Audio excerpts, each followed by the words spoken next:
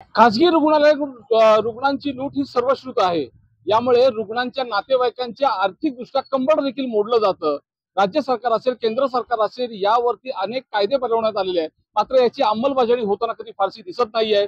आज नवी मुंबई अजित पवार यांच्या राष्ट्रवादी काँग्रेसने थेट आता डॉक्टरांनाच आव्हान केलंय आणि शहरातल्या सर्वच खासगी रुग्णालयाबाहेर त्यांनी आता अशा पद्धतीने बोर्ड लावलेले आहेत आणि त्यांनी आता कायद्याची अंमलबजावणी होताना फार दिसत नाहीये, म्हणून थेट डॉक्टरनाच आवाहन करण्यात आलेलं आहे। त्यांच्यामधली माणुसकी जागी व्हावी यासाठी असे बॅनर संपूर्ण शहरातल्या खासगी रुग्णालयात लावण्यात आलेले आहेत। आपण बघू शकता, यामध्ये स्पष्टपणे त्यांनी म्हटलेलं आहे की रुग्णांना इतके लुबाडू नका, एक दिवस आपल्याला सर्वांना देवाच्या घरी जायचं आहे, आपल्या कर्माची फळे इथेच भोगायची आहे। हे सर्व म्हणत राष्ट्रवादी काँग्रेसचे जिल्हाध्यक्ष नामदेव भगत यांनी लोकांना आवाहन केलंय की नवी मुंबईमध्ये कोणत्याही हॉस्पिटलमध्ये अशी लूट होत असेल किंवा रुग्णांकडून आर्थिक लुबाडणूक होत असेल तर आमच्या संबंधित नंबरवरती संपर्क साधा आणि आम्ही त्याबाबत तुम्हाला मदत करण्याचा प्रयत्न करू। याने मात्र ह्या नवी मुंबईमध्ये आता चर्चेला उधाणार आहे। नवी मुंबई ह्या सगळ्या बॅनर्समुळे जे नवी मुंबईकर आहे त्यांच्यामध्ये चर्चेला उधाणार आहे। आपल्यासोबत जिल्हाध्यक्ष नामदेव भगत, आपण त्यांच्याशी बोलूया। का तुम्हाला वाटलं की बॅनर लावावं आणि थेट डॉक्टरांना आवाहन करावं? कायदे आहेत सर्व, काय अंमलबजावणी होताना दिसत नाही? महानगरपालिका कार्यक्षेत्रामध्ये जेवढी खाजगी रुग्णालय आहेत त्या रुग्णालयामध्ये कोणाचे दर फिक्स नाहीये। एका रुग्णामध्ये जर आपण बघितलं, एका रुग्णालयामध्ये जर एक्सरा काढायचं असेल किंवा कुठलेही टेस्ट करायचे असेल तर वेगवेगळे दर लावले जातात। मात्र या ठिकाणी महानगरपालिकेचा आरोग्य विभाग आहे, आयुक्त म्हणून प्रशासक आहेत, ते तिथं फारसं लक्ष देताना दिसत नाही आणि महाराष्ट्राचा तर आरोग्य विभाग जो आहे तो फार लांब आहे। परंतु इथल्या लोकांना कोणाला चिंता नाही, राजकीय पुढाऱ्यांना चिंता नाही। आम्ही जेव्हा एखादा रुग्ण जेव्हा भरती असतो उपचारासाठी तेव्हा जातो, तेव्हा बघतो। नेरूलचंच मी एक उदाहरण देतो, अपोलोच्या हॉस्पिटलमध्ये त्याला ब्रेन हेमरेज झाला आणि जवळपास आतापर्यंत 30 लाखाहून जास्त रक्कम त्या ठिकाणी भरून घेतलेली आहे।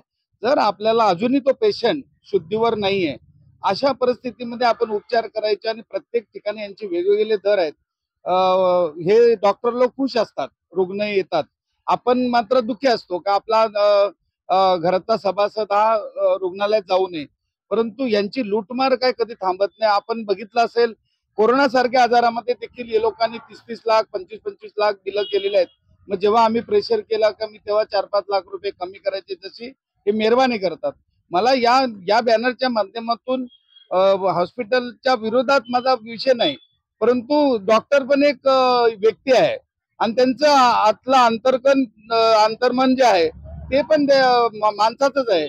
मग रुग्ण आणि डॉक्टर याच्यामधला हा फरक काय? रुग्णाला वाटतं की माझं कमीत कमी पैशामध्ये उपचार व्हावा, डॉक्टरला वाटतं जास्तीत जास्त कसे पैसे घ्यावेत। आणि म्हणून मी एक हाक मारलेली आहे डॉक्टर लोकांना, नवी मुंबईतल्या सर्व डॉक्टर लोकांना हाक मारलेली आहे। प्रत्येक मला तर वाटतं 30 दवाखान्यासमोर असे मी बॅनर लावलेले आहेत। माझा हेतू त्यांना त्रास द्यायचा नाही, परंतु मला त्यांच्या अंतर्मनातली भावना जागृत करायची आहे। आणि म्हणून मी लिहिलंय की रुग्णांना इतके लुबाडू नका, एक दिवस आपल्या सर्वांना देवाघरी जायचं आहे आणि आपल्या कर्माची फलं जी आहेत, आपल्या कर्माची जी फलं आहेत ती इथेच भोगायची आहे। आणि म्हणून हे बॅनर वाचून तरी देखील डॉक्टर लोकांना दया यावी आणि त्यांनी कमीत कमी म्हणजे रुग्णालय चाललं पाहिजे, पण रुग्णालय हा बिझनेस नव्हे, रुग्णालय ही सेवा आहे। आणि त्या पद्धतीनं या ठिकाणी बॅनर लावलेलं आहे। आणि मला तर वाटतं की काही डॉक्टर लोक मेल्यानंतर पण त्याला गॅसवर ठेवून, ऑक्सिजनवर ठेवून त्या ठिकाणी उपचार केले जातात। मला एक उदाहरण आहे, हे सारसोल्या गावातलं एक उदाहरण आहे की तो वारला होता सोमवारी, गुरुवारी त्याला जाहीर केलं आणि म्हणून तो पोस्टमॉर्टमच्या वेळेला ह्या गोष्टी सगळ्या समजतात। म्हणून डॉक्टर लोकांनी लूट करू नये हा माझा हेतू आहे। एक सगळ्यात महत्वाचं आहे, राज्य सरकार असेल, केंद्र सरकार यांच्याकडून कायदे तयार करण्यात आले, अंमलबजावणी होताना दिसत नाही, कारण डॉक्टर यांना जुमानतच नाहीये, सरकारला देखील जुमानत अशी परिस्थिती आहे। काय नक्की याला करायला पाहिजे? पोलीस बांधव याच्याकडे ऍक्च्युअली लक्ष दिलं पाहिजे। कायद्याची अंमलबजावणी करण्याचं काम पोलिसांचं आहे। पोलीस मात्र त्या ठिकाणी ज्या पद्धतीनं बाकी गोष्टीकडे लक्ष देतात ही देखील गोष्ट फार महत्वाची आहे।